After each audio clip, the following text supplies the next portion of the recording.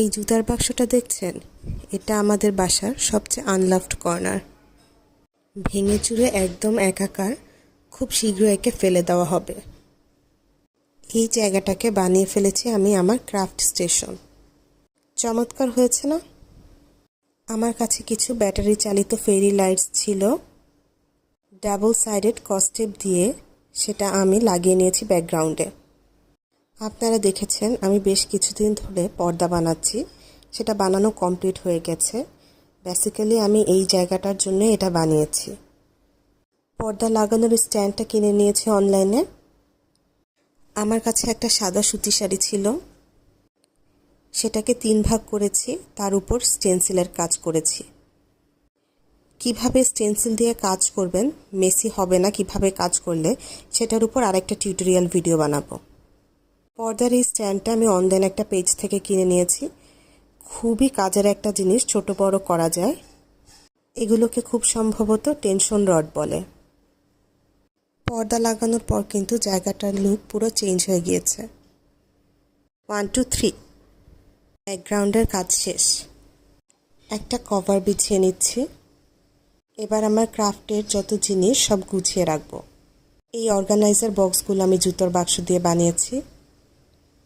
এগুলোর ভিতর সব ছোট ছোট জিনিস রাখা, যেমন এটার ভিতর রেখেছি ছোট ছোট কিছু গ্লিটার।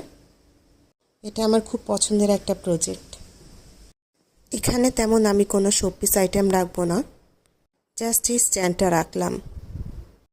অন্যান্য জিনিসগুলো আমি যেখানে যেটা ভালো দেখাবে ভাবে করে গুছিয়ে নিচ্ছি। আমার এই তুলিদানিগুলো তো আপনারা আগে দেখেছেন। এগুলো আমি সুপার ক্লে দিয়ে বানিয়েছি।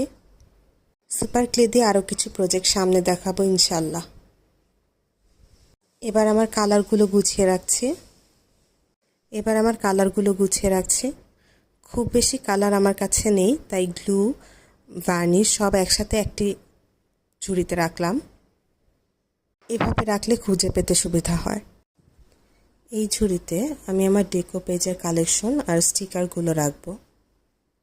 এই জায়গাটাকে আসলে ক্রাফট স্টেশন না বলে সাপ্লাই স্টেশন বলা ভালো, কারণ এখানে আমি ক্রাফটের কাজ করব না। এটা কোনো টেবিল না, এখানে জাস্ট আমি ক্রাফটের কাজ যে জিনিসগুলো দিয়ে করি সবগুলো গুছিয়ে রাখলাম।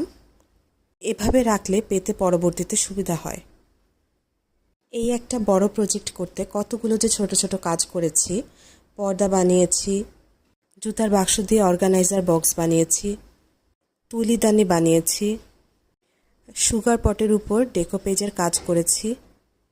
মানে ছোট ছোট 4-5টা প্রজেক্ট নিয়ে